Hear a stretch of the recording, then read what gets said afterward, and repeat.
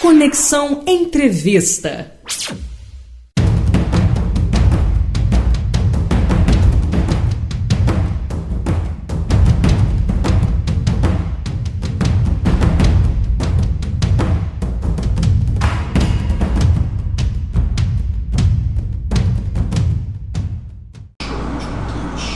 Conexão Jornalismo, mais uma vez recebendo nossa amiga Paula Maina, ela que é representante legítima dos jornalistas do Rio de Janeiro. O papo com a Paula Maina é num dia muito complicado, muito ruim para a imprensa do Brasil todo, do Brasil como um todo, no universo jornalístico, porque é um dia que a gente vai falar também, principalmente, da demissão de 12 jornalistas do jornal O Globo.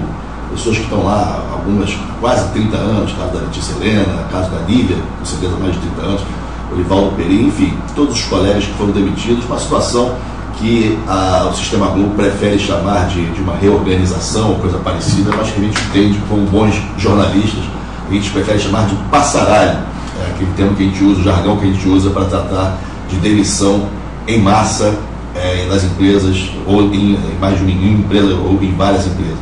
Bom, Paula Maina, é um dia muito triste, como a gente estava falando aqui. Como é que você recebe isso, Paula? Quer dizer, são 12 jornalistas já com um período, uma experiência muito grande, embora até seja anunciado paralelamente, e se faça justiça que a gente vamos falar, mas são 22 contratações. Demite-se 12, contrata-se 22. Tem gente que brincou e falou assim, a prova de que eles trabalhavam por 2. Tem gente que interpretou dessa maneira. Como é que você, Paula Maina, encara esse revés da nossa profissão?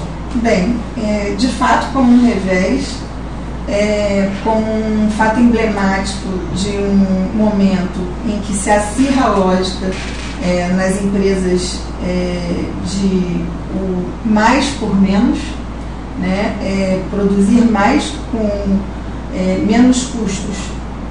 Então, não necessariamente menos gente sempre, embora a gente também tenha no aspecto global uma redução do tamanho das equipes nas empresas. Mas nesse caso, ao que tudo indica, houve o corte de um grupo seleto de jornalistas bastante experientes, com salários entre os mais altos da empresa, que tinham inclusive a memória, a história do jornalismo produzido no Globo nas últimas décadas, e abre-se mão de todo esse arsenal de conhecimento, de experiência, de técnica e também de sensibilidade, porque eu conheço, inclusive, a maioria desses jornalistas. É o capital intelectual, inclusive. Capital intelectual, exatamente, para se abrir vagas, sim, mas com um perfil, ao que tudo indica pelas informações que chegam, de um perfil de salário mais baixo, e para funções que vão envolver um jornalismo que vem se tornando mais disseminado nas empresas, que é aquele menos aprofundado, menos investigativo, enfim, menos jornalista, de menor qualidade. É lamentável, a gente sabe disso, na verdade. Com menos qualidade. É importante a gente falar isso para todo mundo, as pessoas saberem, jornalistas ou não jornalistas, mas é uma situação que vem se repetindo há muito tempo. E o mais lamentável, na verdade, é que você vê que são pessoas que, como a gente falou, no capital intelectual que elas representam, mas também que já tem uma faixa etária que o próprio mercado ele é seletivo nisso, né? Quer dizer, você pega pessoas com quase 40, 50 anos, 50 e poucos anos, enfim. Já é um período que se recolocar no mercado, que está cada vez mais enxuto, cada vez mais digamos, estrangulado do ponto de vista de empresas, é um perfil de uma empresa que controla o mercado. A gente sabe que o Sistema Globo é isso, na verdade ele amarra o mercado, ele é dono, detém o mercado jornalístico na mão, e a gente então lamenta muito isso. Agora eu queria que você falasse também sobre isso, quer dizer, o fato das pessoas já estarem com uma idade relativamente avançada, do ponto de vista dessa nossa realidade de mercado, não é verdade isso, mas enfim, para essa realidade de mercado, 50 anos, 40 e poucos anos, 60 anos, já é uma idade que o cara estaria quase que proibido de trabalhar. Isso é interessante, você falar sobre isso. Esse é um fenômeno grave, né, da nossa época. No caso da Infoglobo em especial, que é a empresa que a gente se refere, nós temos já uma prática reincidente de cortar as pessoas quando chegam a uma determinada idade, a demissão por idade, O sindicato entrou com uma ação contra a Infoglobo em função disso, que já tramita há algum tempo, e inclusive em primeira mão estou informando aqui que está marcado o julgamento dessa ação para terça-feira agora, dia 18 às 13 horas, e nós vamos anunciar isso ainda na maior escala possível para mobilizar os colegas para ir à sede da Justiça do Trabalho, ali na Rua do Lavradio, e a gente precisa mostrar nossa força lá no tribunal, porque não é fácil essa briga, né? Sabemos o poder, né, das organizações que enfrentamos, e só a categoria muito unida para conseguir vencer esse tipo de prática. A Infoglobo nega, né, que pratica esse tipo de demissão, mas há casos relativamente recentes que comprovam isso. Não vou dar nomes para não expor as pessoas individualmente, mas tenho conhecimento direto de colegas que, por conta dessa demissão arbitrária, né, definida pela idade, elas entraram em depressão profunda, né, tiveram que passar por tratamento psicológico, psiquiátrico para poder superar. E em pelo menos um caso, até recente, que foi no final do ano passado, um colega que já estava com outros problemas, enfim, havia dívidas e tal, mas no afã da proximidade, né, da demissão por idade, ele não segurou o desespero e acabou cometendo um crime terrível, matou a família e depois se suicidou. Profissional de jornalismo. Profissional de jornalismo da Infoglobo. Do Infoglobo. Ele deixou registrada a relação entre o ato dele e a relação com a empresa, o descontentamento com a política da empresa, em mensagens que ele enviou para a filha e para a própria empresa antes de cometer esse crime. Um gesto equivocado. Né? Agora, é interessante, Paulo, para as pessoas entenderem o que representa esse gesto. É um gesto empresarial. A gente sabe que, na verdade, vamos ter claro uma coisa, isso é muito importante. As empresas jornalísticas, elas não são empresas de jornalistas feitas para o jornalista. São empresas comerciais com perfil empresarial. Na verdade, é um equívoco quando a gente começa a falar, ou se fala muito, que Roberto Marinho era um jornalista. Não, ele era um empresário da comunicação no Brasil. Isso tem que ficar muito claro, como outros empresários. Tanto que são empresas que mercantilizam perfil claramente, obviamente, de ganho, de lucro, enfim, como empresa, e né, a gente pode até dizer que a pessoa foi bem sucedida, com certeza. O que a gente está falando aqui é na relação que essa empresa, que é uma empresa de caráter comercial, mantém com os colegas. E aí a gente começa a ver a perversidade desse tipo de gesto, quando você nota que, valendo então essa regra, se essa regra fosse minimamente inteligente, não poderíamos ter contado na nossa atividade com Barbosa Lima Sobrinho, que é um homem centenário, com Carlos Castelo Branco, com Vilas Boas Correia. Ou seja, se essas pessoas trabalhassem na empresa TV Globo hoje, Jornal Globo hoje, nas empresas da Infoglobo, não haveria, essas pessoas não existiriam. Se abriria a mão de pessoas, de figuras como essa, emblemáticas, que nos orgulham como brasileiros e como jornalistas. Ou seja, é uma medida burra. E é legal você falar isso. Quer dizer, então, terça-feira, essa turma vai estar sendo julgado o caso. Vai ser julgada essa ação específica em relação à demissão por idade. Agora, nesse caso das demissões de ontem, não foi por idade, e alegou-se, inclusive, que em alguns casos foi uma demissão acordada, mas eu tenho relatos de que, na verdade, a empresa chegava, né, para alguns profissionais, que tal, o que você acha de ser demitido agora? Como dar uma virada na sua vida, viver novas oportunidades? Enfim, não se abre muita alternativa para a pessoa, além de aceitar, né? Isso é um convite? É um convite elegante para Então, o que a gente percebe é uma política realmente de desvalorização, como você chamou de capital intelectual, em privilégio de uma lógica de produção menos qualificada e com essa lógica do lucro, né? E nós temos hoje esse desvio nas empresas ditas jornalísticas em sua atividade fim, porque todo empresário, todo empreendedor do jornalismo, na verdade, não poderia perder jamais o conceito da existência desse tipo de atividade, porque é uma atividade, sim, que tem por natureza atender ao interesse público, ao interesse da sociedade. Esse é o objetivo do jornalismo. Né? É um serviço, é um bem cultural, né? Sem dúvida, assim como nós temos o nosso código de ética profissional, também há essa ética que deve reger a atividade da imprensa de modo geral. Então isso não poderia se perder transformando o jornalismo em business puro e simples, como acontece hoje, né? Quando a gente faz isso, não é só no Brasil, no mundo inteiro, a gente gera uma crise, mas não é uma crise de extinção do jornalismo na minha avaliação, uma avaliação do sindicato, porque fazemos debates sobre isso lá. É uma crise de um determinado modelo de governança das empresas tradicionais, né, do jornalismo. Ao que tudo indica, nesse momento, essas empresas estão tentando investir, né, nessa linha, mas estão fracassando.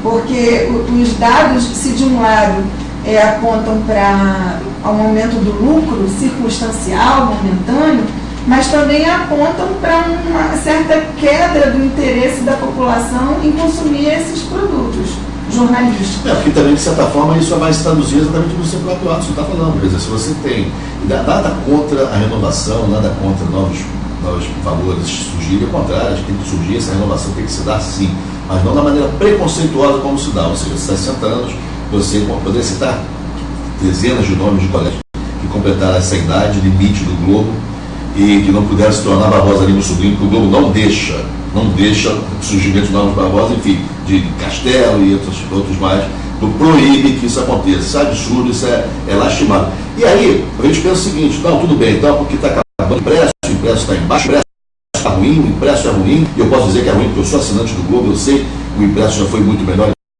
pelos valores, tá? Enfim, existe um outro problema, talvez, e aí você pensa o seguinte, vamos migrar para a internet. E aí preocupa, porque hoje, por exemplo, aqui no Conexão, a gente está divulgando uma tabela que é da receita das empresas, e a gente se limitou, logicamente, que é o que interessa a todos os brasileiros, que é a arrecadação de publicidade oficial do governo federal. Logicamente que a destinação para a empresa, para o Grupo Globo, rádio, jornal, TV e internet também, e outros também, mas principalmente para o Globo, é muito grande. Por que essa contrapartida nem trabalhista acontece, eu pergunto, e até o produto que oferece é ruim? Porque você vai passar a fazer esse produto ruim agora também na internet? Não bastasse todo esse altíssimo e concentrado investimento do dinheiro público nas empresas privadas de comunicação do nosso país, ainda tem o dinheiro do BNDES, né, que também presta dinheiro para essas empresas, não podemos esquecer. Para montar um parque, inclusive, lá, né? Sim. Então, na verdade, a população sustenta esse modelo de comunicação que não atende os interesses dessa população. Isso é uma agressão que a população hoje já demonstra sinais que não vai tolerar mais. Então, eu vejo esse modelo como um modelo em que já se bate no teto. Estamos construindo um caldo cultural de conscientização, de sensibilização, não só na população de maioria, que leva a um grau de indignação que logo certamente vai passar a ações que vão garantir mais agilidade na luta pela democratização da comunicação, que é uma luta antiga, é uma luta de décadas. Isso é até legal de explicar, porque as pessoas geralmente confundem quando falam em democratização dos meios de comunicação, lei de meios na Argentina, lei de médios na Argentina, pluralidade da comunicação. Gente, jornalistas que estão dentro do mercado tradicional, corporativo, ele pensa que é uma ameaça ao seu emprego. Não é, e é até interessante falar isso, porque algumas pessoas com as quais eu conversei para trabalhar com a gente aqui no Conexão, e a gente está vendo maneira de viabilizar a contratação, essas pessoas poderiam perfeitamente estar aqui, estar no Correio do Brasil, estar em outros jornais, Sul-21, etc. E não vem exatamente porque falta recurso para essa turma. Quer dizer, na verdade, essa mídia nova, a mídia alternativa que quer contratar, existe uma destinação de recurso para um grupo, que é um grupo forte, e que, sabe, se lá vai ser essa cara sabe, inclusive, que os donos são riquíssimos, nada contra isso, é milionário, está na Forbes, mas é injusto quando você vê que, então, o cara não pode fazer 60 anos numa empresa, isso é injusto. E qual é o receio que existe de todos trabalharem numa mesma área? Por que o Conexão não pode conviver, e vai conviver, mas não pode conviver de uma maneira de ser visto como outras empresas, qualquer uma outra grande empresa constituída, ou o Correio do Brasil, ou outras mais? Porque quem detém o poder quer mantê-lo. Tem medo da concorrência, né? Não quer concorrência. O Rio de Janeiro hoje é emblemático nesse sentido. Praticamente o nosso mercado está dominado pelas organizações Globo. No caso do impresso, não tem nenhum veículo que tenha uma tiragem na ordem de grandeza dos veículos das organizações Globo. É estudo, 400 mil, os dois jornais, então não há uma concorrência de fato. Isso é muito grave, não só para a qualidade propriamente dita do conteúdo jornalístico que é ofertado à população, qualidade da informação, como também é muito grave para nossas oportunidades de trabalho, para os jornalistas. A luta pela democratização da comunicação, ela é a luta por justamente tornar mais plural esse espaço, a permitir a produção do jornalismo com pontos de vista diversificados, porque essa coisa de dizer que os veículos de comunicação não têm ponto de vista é uma mentira, uma falácia. É uma falácia, né? Os jornais têm sim seus interesses ideológicos, econômicos, políticos, financeiros. Seria bom se houvesse mais transparência em relação a isso, né? Que isso fosse assumido. Enfim, e também um outro mito em relação à questão da democratização da comunicação que precisa cair é que, obviamente, esse mito é criado nas páginas dos jornais do monopólio da mídia, de que vai vir com a censura, né, que vai haver um impedimento à liberdade de imprensa. Não, e vai se ligar ao governo, vai ser um órgão ligado ao governo? Na verdade, é o contrário. Na verdade, se você tem uma gama maior de veículos produzindo conteúdo jornalístico, você vai ter mais concorrência, você vai ter mais possibilidades de ter uma comunicação mais livre. E o que se quer, na verdade, é garantir também mecanismos de controle, sim, social, mas para que a população possa participar mais das políticas de comunicação do país. Mas não para fazer censura dos veículos, e sim para cobrar mais qualidade. A gente quer até trazer aqui o caso, a gente lembra o caso, assim, você sabe que o Brasil... está sabido que o Brasil tem problemas para a área cultural, você tem incentivo ao cinema, incentivo ao teatro. Incentivo a novas mídias é uma coisa legítima e é tão cultural quanto. Né? Você incentivar a cultura, a informação também é. Da mesma maneira que você pode, você tem aí facilidades para todo tipo de patrocínio. Enfim, mas Paula, eu queria, até para a gente retomar, a gente está falando sobre o caso da emissão dos 12 jornalistas do Globo, que aconteceu hoje, foi anunciado hoje pelo Sindicato de Jornalistas do Rio, mas eu queria aproveitar que você esteve ontem na Band e para tratar do caso do jornalista que foi vítima de um ataque violento durante uma manifestação. O que você fala para as pessoas? Qual foi o parecer? O que aconteceu? Como é que foi esse seu encontro lá? Bem, foi muito importante a nossa ida ontem. Na verdade, por acaso, caiu numa data emblemática, porque ontem completou um mês da morte de Santiago. E nós fomos, até agradecemos a oportunidade de termos sido recebidos pela empresa, mas sentimos uma forte resistência inicial ao diálogo. Poderia não ter sido recebido? Existe a possibilidade?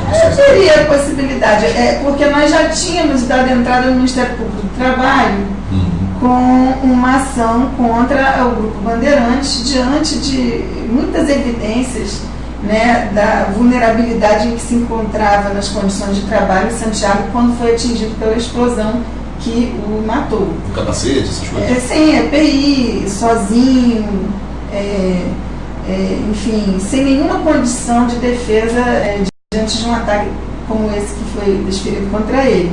Agora, nós já tínhamos tido diálogos com o Grupo Bandeirantes, com a direção geral do Grupo Bandeirantes, antes de entrar com a medida do Ministério Público do Trabalho. E mesmo já com esse processo correndo, e fomos informados ontem pela empresa que eles já foram lá na semana passada chamados a prestar esclarecimentos, o que é muito bom, mas a gente achou importante fazer esse diálogo porque as condições de segurança dos jornalistas hoje são emergenciais. As manifestações vão continuar, a Copa do Mundo está chegando, e os jornalistas continuam em risco nas ruas. Não dá para a gente esperar uma decisão judicial, não dá para a gente esperar sequer o fim da nossa campanha salarial, para a gente reivindicar dos patrões que garantam melhores condições para o trabalho dos jornalistas. Como é que viriam essas como seriam essas melhores condições? Bem, nós pleiteamos, no caso da Bandeirantes, ontem quando fomos lá, que, por exemplo, os repórteres cinematográficos não trabalhem sem auxiliar e nem acumulem a função de motorista. Não fomos bem acolhidos nessa nossa demanda. A empresa alega que os trabalhadores gostam de acumular essa função porque ganham 40% de adicional para dirigir. Nós também recebemos a informação da empresa de que não há auxiliar de câmera, porque as câmeras são muito modernas e não exigem mais esse tipo de profissional para auxiliar no manuseio do equipamento. Bem, ainda assim, diante dessas alegações, nós reivindicamos que o repórter cinematográfico não vá sozinho para nenhuma cobertura. Porque o repórter cinematográfico, ele não substitui o papel do repórter, a de apuração, né? São funções diferentes, descritas, né? Só perguntar, o Santiago estava sozinho mesmo, não havia repórter? Não, no caso, a informação que a própria empresa deu ontem, o Santiago tinha ido fazer uma outra pauta antes, na Praça Tiradentes, com uma repórter, e voltava para a redação quando foi chamado pela chefia para passar na Central do Brasil e fazer imagens do conflito. Então, quando chegou à Central do Brasil, e que já havia um grande tumulto, enfim, ele largou o carro com a repórter dentro e foi sozinho para o meio da manifestação cumprir a tarefa de colher as imagens que lhe foram solicitadas. A empresa alega que a solicitação da chefia foi para que ele fizesse isso em segurança. Bem, a questão é que ele estava... Fazer em segurança. É o pedido que tem que fazer para a população, não para ele. É que ele estava numa zona de conflito, sozinho, com seu equipamento, concentrado em realizar o seu trabalho. Inclusive, eu perguntei o que foi feito das imagens da câmera do repórter cinematográfico, né, do Santiago, e segundo a informação da empresa, essas imagens e a câmera foram inutilizadas pela empresa deliberadamente, o que me causou estranheza. Como utilizaram? Jogaram no fogo, queimaram, destruíram? Não sei exatamente o método que utilizaram, mas alegaram que não havia interesse nenhum nessas imagens. Eu achei isso curioso. Achei isso curioso. É engraçado até porque a polícia deveria ter solicitado essas imagens, saber quem ele filmou, de repente alguém pode ter sentido até ofendido por ter sido filmado. Quer dizer, a inércia, então, no caso da investigação policial, não ter reivindicado isso, apreendido essa câmera, né? Isso aqui é curioso, mais curioso ainda. Isso deveria ser objeto do processo, com certeza. Agora, essa conversa progrediu, pelo menos em um aspecto. A empresa admitiu a necessidade de rever sua política de segurança. A empresa concordou que os cursos de treinamento que vêm sendo realizados até então não contemplam as necessidades da nossa categoria, porque o próprio Santiago, por exemplo, havia feito 2 cursos, um no Exército e outro do INSE, que é a ONG que já vem fazendo treinamentos desde a morte do Tim Lopes na categoria, em cursos patrocinados pelos patrões. E, enfim, nisso houve um consenso no nosso diálogo de que é preciso rever a forma como é dado o curso, as disciplinas, porque simplesmente obter instruções militares de como se conduzir numa área de conflito não vem sendo eficaz. O nosso relatório que a gente preparou com os casos do ano passado, que foram 49 jornalistas que ao todo sofreram mais de 60 agressões em 5 meses nas manifestações, mostrou que vários dos jornalistas que fizeram os cursos estavam entre os agredidos. Então, assim, O EPI é importante, um treinamento é importante, uma logística, uma condição de segurança que não vulnerabilize o trabalhador é importante, mas a verdade é que o problema é complexo, envolve várias políticas e, para além dessas questões objetivas, a gente também precisa tocar na ferida das questões subjetivas. O jornalista, ele se tornou vulnerável. Eu não tenho mais nenhuma dúvida em afirmar, Fabiola, que ele se tornou vulnerável a partir da morte do Tim Lopes, no Rio de Janeiro. Porque você é da mesma geração que eu, participamos de coberturas bastante perigosas na década anterior. Nós cobríamos tiroteios, operações policiais que envolviam balas de verdade, de fuzis, granadas. Ficávamos muito próximos das linhas de tiro. E a estatística era zero, né, de mortos, durante uma década inteira. Nos últimos 12 anos já temos 3 casos de jornalistas mortos, sem falar nas dezenas de feridos. Por que nos tornamos alvo? Nos tornamos alvo porque houve uma grande responsabilidade na forma como foi feita a própria cobertura da morte dos jornalistas. A forma como a imprensa, como essas empresas do monopólio da mídia cobriram os casos, na verdade, nada contribuiu para a segurança dos jornalistas, porque maculou a nossa imagem de profissionais que tem que ter um papel neutro no seu trabalho nos espaços de cobertura. Até então, nós éramos respeitados e preservados, nós não éramos alvo mesmo de ninguém. Nem da polícia, nem dos criminosos, nem a população manifestava hostilidade, de modo geral, nas nossas coberturas cotidianas, porque entendiam que o jornalista estava ali cumprindo um papel que era de interesse geral. A partir da morte do Tim Lopes, e foi feita uma campanha muito forte de como se fosse uma caça, né, aos criminosos. Que se tornou uma espécie de polarização, jornalistas para cá. Eu não sei se houve uma ruptura. E outros setores da sociedade para lá. E nós ficamos aliados ao Estado na nossa imagem, ao Estado, às forças de segurança. Talvez tenha havido ali tenha faltado, na verdade, a sensibilidade de perceber e deixar claro que havia ali criminosos que deveriam ser localizados, no caso do Tim Lopes, pela turma toda ali, maluca, etc. Mas que a comunidade em si era tão refém quanto foi o Tim naquele momento, porque aquela comunidade convivia com aquela feira do pó, porque não havia opção. Então, assim, acho que talvez tenha havido um afastamento, um isolamento geral, tipo, ele estava ali ajudando a comunidade e a comunidade fez mal a ele. Não era verdade, mas talvez tenha passado essa imagem e aí sim tenha se perdido a mão.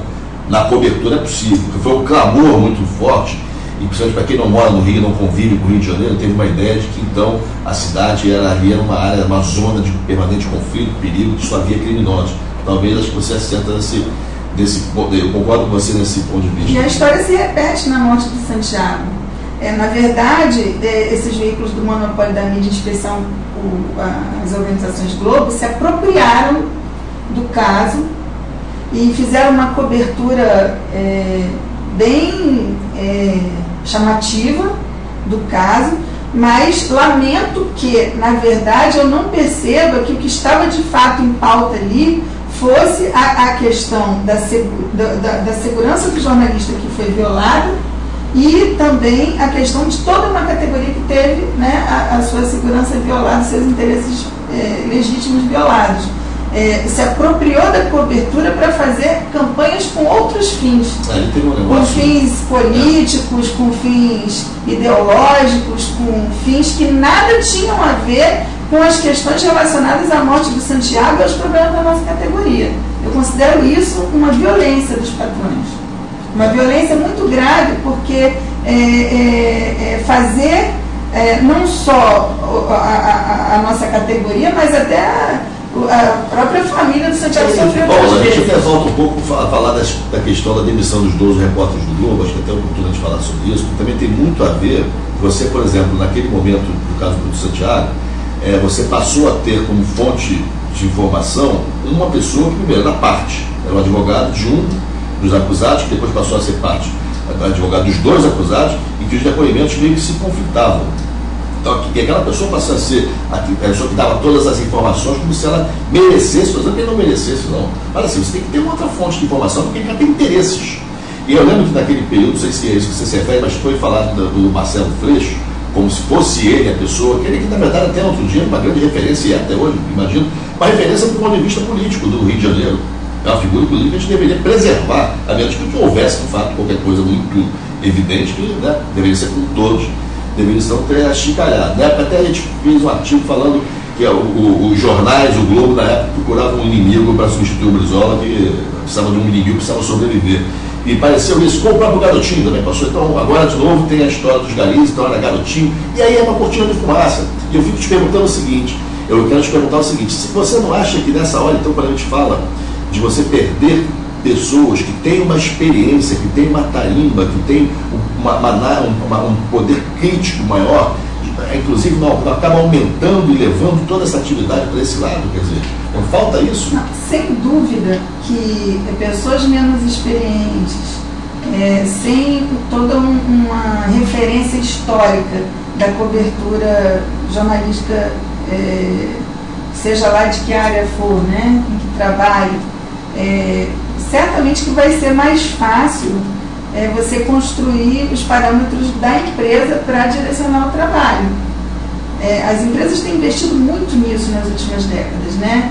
Elas já tentam formar os seus profissionais, inclusive desde antes deles saírem da faculdade, com aquelas provas de seleção dos estagiários, depois viram trainees. Então, vai se construindo uma cultura do que é a ética patronal desde muito cedo. E, infelizmente, a gente não tem muita oferta em contraponto de espaços de formação do jornalista, de debate sobre o fazer jornalístico, o que seria muito necessário. O sindicato hoje, nesse momento, quer se abrir mais para funcionar como esse espaço, porque nós precisamos pensar sobre o que fazemos, precisamos estar sempre nos questionando e refletindo e nos fortalecendo para não nos submetermos a tudo que o patrão exige, ao que os chefes mandam fazer, né? Porque nós temos um código de ética que nos confere e exige de nós uma atuação com autonomia em relação aos patrões. Nós temos um direto compromisso com a sociedade. Nós temos um papel claro ali definido, né, que é de defender os direitos da população, os direitos humanos, a Constituição e a democracia. Isso é o que tem que balizar o nosso trabalho, e não os interesses patronais. Os patrões, quando nos contratam, eles têm que respeitar isso. E não por acaso estamos, inclusive, agora reivindicando a inclusão do Código de Ética na nossa convenção, para que tenha valor legal. Uma figura que é muito importante na formação de muitos jornalistas do Rio é o Evandro Carlos de Andrade, que é do Jornal Globo, que ele sempre deixou claro uma coisa que é muito interessante, é o seguinte: se uma reportagem ela se entra em choque com os seus princípios morais, éticos, religiosos, você pode não fazer, você deve não fazer, você deve revelar isso e falar, não me sinto à vontade de fazer essa matéria, porque essa matéria se choca com o meu princípio, seja do ponto de vista religioso, político, moral, enfim. Do próprio Jornal Globo, que ele está citando aqui, uma figura emblemática que é o Evandro Carlos de Andrade, e que fez constar isso. Eu acho que não pode se perder isso, e nem você moldar, como você está falando, e por isso que a gente tem que, acho que, resumindo esse papo todo, é a pluralidade que vai mudar, que vai acrescentar, e que vai somar, que vai ser ótimo para o Globo, vai ser ótimo para todo mundo, para a profissão como um todo, quando você tiver a diversidade.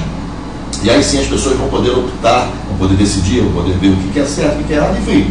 É isso, eu acho que nada mais salutar do que essa concorrência que se gosta tanto, os caras falam tanto disso do outro campo.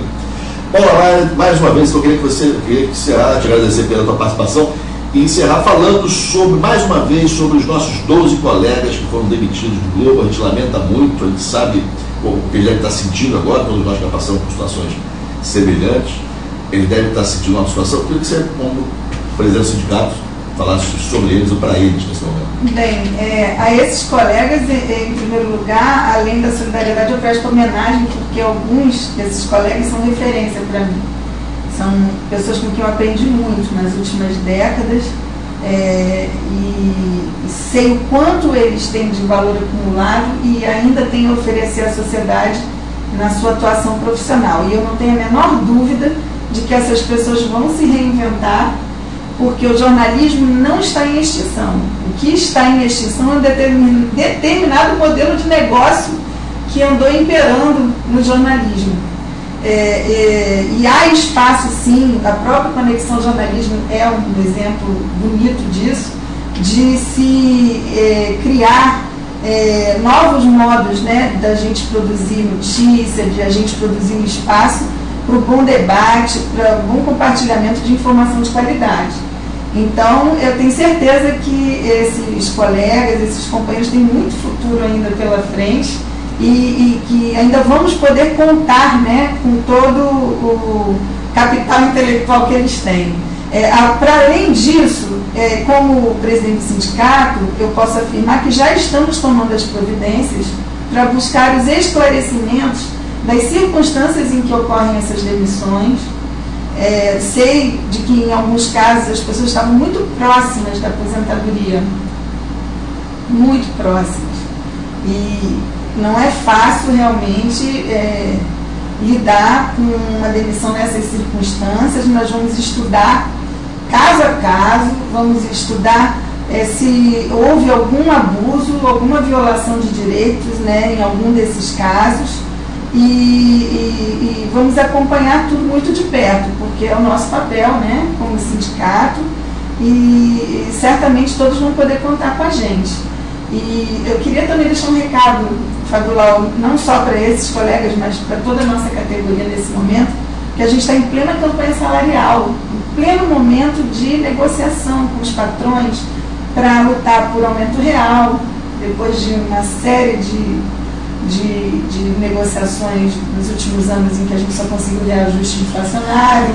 A gente está lutando pela reconquista do piso, que está sem piso há mais de 10 anos, e o Rio é uma única entre as grandes capitais em que o jornalismo não tem piso.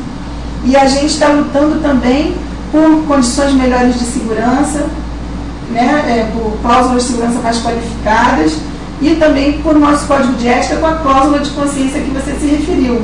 Esse dispositivo que nos dá o direito a dizer não àquilo que viola a nossa ética e as nossas convicções pessoais, ou ameaça as nossas vidas, né?